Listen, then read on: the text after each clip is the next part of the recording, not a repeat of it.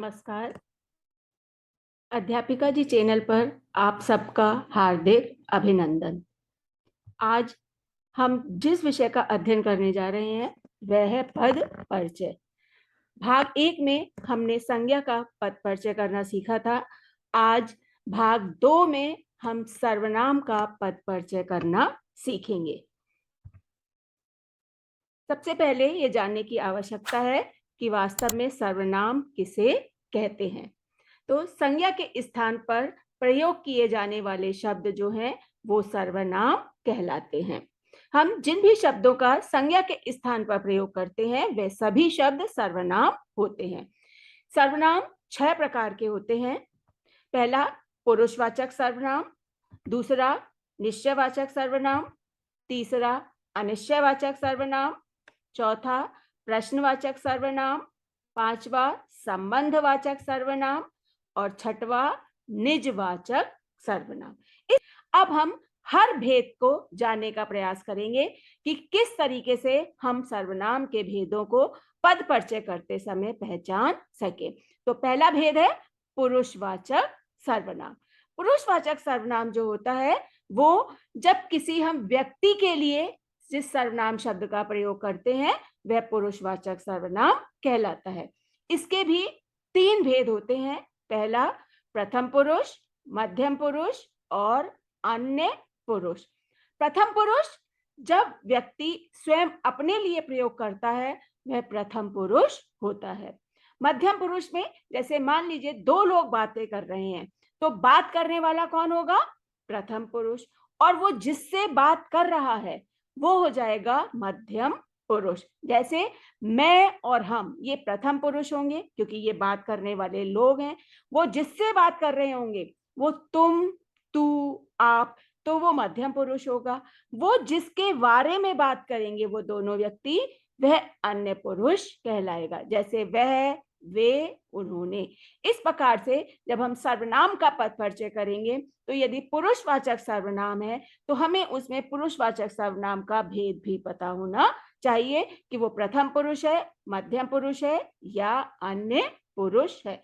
तो हम इसको आसानी से समझ सकते हैं कि जो बात करने वाला व्यक्ति है वह प्रथम पुरुष होगा, वो जिससे बात कर रहा है वो मध्यम पुरुष होगा और जिस व्यक्ति के संबंध में वो दोनों बातें कर रहे हैं तो वो जो होगा वो अन्य व्यक्ति है कोई, तो वो अन्य पुरुष होगा। दूसरा सर्वनाम का भेद है निश्चयवाचक सर्वनाम।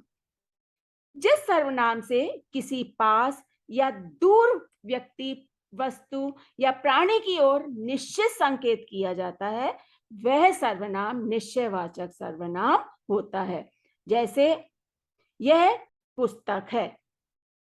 दूसरा तुम्हारा घर वह है, तो वो घर जो है वो वह है, तो इसलिए पुस्तक यहाँ पर पास में रखी हुई है, इसलिए जो यह है वो पास की चीजों के लिए प्रयोग होगा और जो वह है वो दूर की वस्तुओं के लिए प्रयोग होगा। तो इस प्रकार निश्चयवाचक सर्वनाम जो है वो किसी निश्चित व्यक्ति या वस्तु की ओर संकेत करते हैं।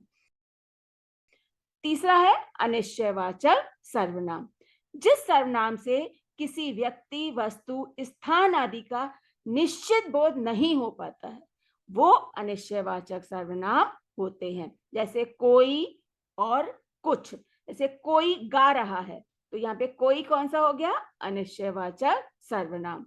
दाल में कुछ पड़ा है तो यहाँ पे हमें नहीं पता कि क्या है वो कुछ, तो ये यहाँ पर अनिश्चयवाचक सर्वनाम हो गया। चौथा है प्रश्नवाचक सर्वनाम। जिस सर्वनाम का प्रयोग किसी व्यक्ति, वस्तु के बारे में प्रश्न पूछने के लिए किया जाता है वह प्रश्नवाचक सर्वनाम होते हैं। जैसे क्या, कौन, किसे। और इस हमें सबको पता है कि जो प्रश्नवाचक सर्वनाम का प्रयोग होता है तो बाद में उसके प्रश्नवाचक चिन्ह भी होता है, तो हम आसानी से उसे पहचान सकते हैं। संबंधवाचक सर्वनाम वे सर्वनाम शब्द जिनका प्रयोग किसी दूसरी संज्ञा या सर्वनाम से संबंध दिखाने के लिए किया जाता है उन्हें संबंधवाचक सर्वनाम कहते हैं। अर्थात जब हम दो वस्तुओं का या दो व्यक्तियों का संबंध आपस में बताने के लिए जिन सर्वनाम शब्दों का प्रयोग करते हैं वे ही संबंधवाचक सर्वनाम होते हैं। जैसे जो पढ़ेगा वो पास हो जाएगा, जिसकी लाठी उसकी भैंस। यहाँ पर जो, वो, जिसकी, उसकी, जिसका, उसका, ये जो सब शब्द होते हैं यही संबंधवाचक सर्वनाम कहलाते हैं। लास्ट जो सर्वनाम का भेद है वो होता है निजवाचक सर्वनाम। जिस सर्वनाम का प्रयोग हम स्वयं अपने लिए करते हैं, मतलब जो बोलने वाला व्यक्ति है वो स्वयं अपने लिए उस जिस सर्वनाम का प्रयोग करे वह निजवाचक सर्वनाम कहलाता है। जैसे मैं खुद चला जाऊंगा, मैं अपने आप ये काम कर लूंगा, वह तो स्वतः ही पास हो गया। तो इस प्रकार खुद, अपने आप, स्वतः आदि जो शब्द हैं वो निजवाचक सर्वनाम के अंतर्गत आते हैं। तो आशा है आप सबको अब सर्वनाम के भेद अच्छी तरह से समझ में आ गए होंगे। अब हम सर्वनाम का पद परिचय करना सीखते हैं।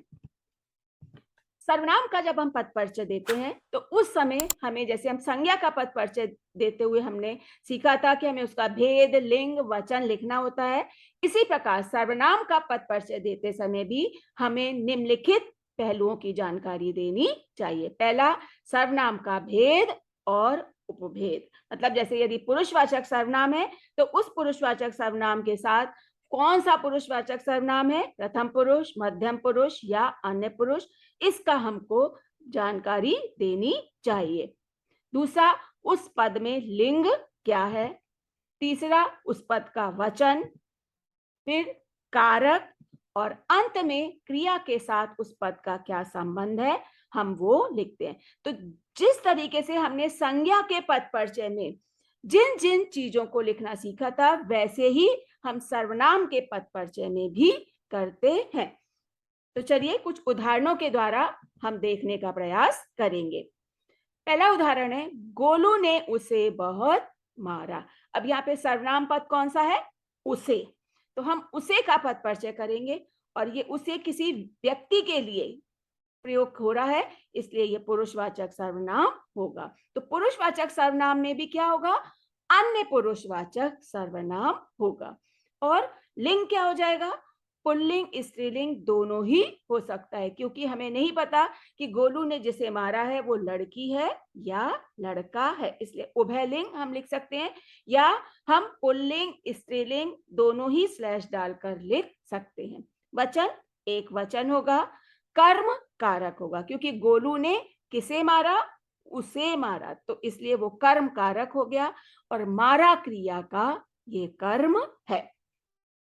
दूसरा उदाहरण, मेघा और हम मेला देखने गए। अब इसमें सर्वनाम पद कौन सा है, हम। तो हम का पद परिचय करेंगे। हम क्या हो गया, पुरुषवाचक सर्वनाम, उत्तम पुरुष हुआ, पुल्लिंग हुआ, बहुवचन हुआ, कर्ता कारक और देखने गए क्रिया का कर्ता है। अन्य उदाहरण हम देखेंगे, मोहन खुद ही आ गया। अब यहाँ पे सर्वनाम पद क्या है, खुद। जो खुद शब्द का प्रयोग किया गया है वो मोहन ने अपने लिए किया है, तो इसलिए क्या हो जाएगा, ये निजवाचक सर्वनाम, पुल्लिंग और एक वचन। आप कृपया अंदर आ जाइए। तो आप इसमें सर्वनाम पद है, तो कैसे होगा आपका पद परिचय, पुरुषवाचक सर्वनाम, मध्यम पुरुष, पुल्लिंग, एक वचन और आ जाइए क्रिया का कर्ता है। इस प्रकार से आज के इस वीडियो में हमने सर्वनाम का पद परिचय करना सीखा। अगले भाग में हम विशेषण का पद परिचय करना सीखेंगे। तब तक के लिए धन्यवाद।